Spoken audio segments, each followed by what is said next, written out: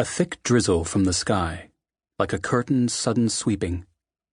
The seabirds stopped their tuning. The ocean went mute. House lights over the water dimmed to gray. Two people were coming up the beach. She was fair and sharp in a green bikini, though it was May in Maine and cold. He was tall, vivid. A light flickered in him that caught the eye and held it. Their names were Lotto and Mathilde. For a minute they watched a tide pool full of spiny creatures that sent up curls of sand and vanishing. Then he took her face in his hands, kissed her pale lips. He could die right now of happiness. In a vision, he saw the sea rising up to suck them in, tonguing off their flesh and rolling their bones over its coral molars in the deep. If she was beside him, he thought, he would float out singing. Well, he was young, 22, and they had been married that morning in secret. Extravagance, under the circumstances, could be forgiven. Her fingers down the back of his trunks seared his skin. She pushed him backward, walking him up a dune covered in beach pea stalks, down again to where the wall of sand blocked the wind, where they felt warmer. Under the bikini top, her goose flesh had taken on a lunar blue, and her nipples in the cold turned inward.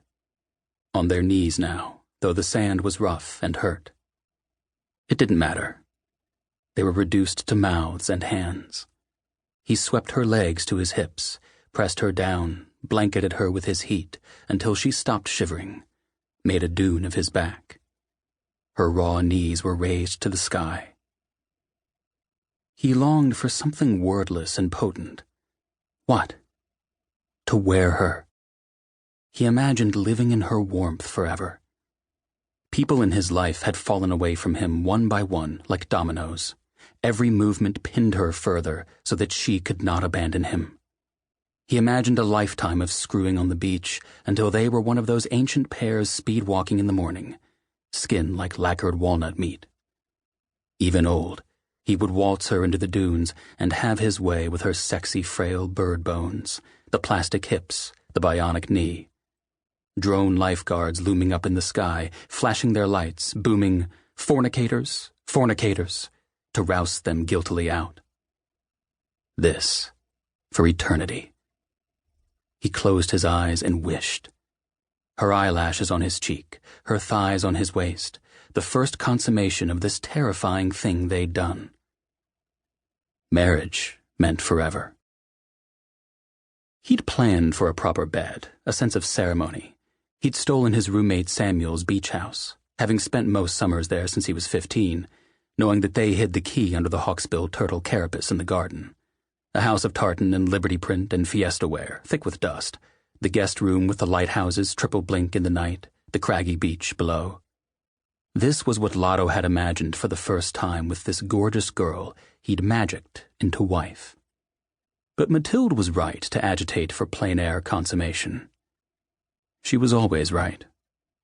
He would know this soon enough. It was over too quickly. When she shouted, the gulls hidden by the dune buckshot the low clouds. Later, she'd show him the abrasion against her eighth vertebra from a mussel shell when he dug her in and dug her in.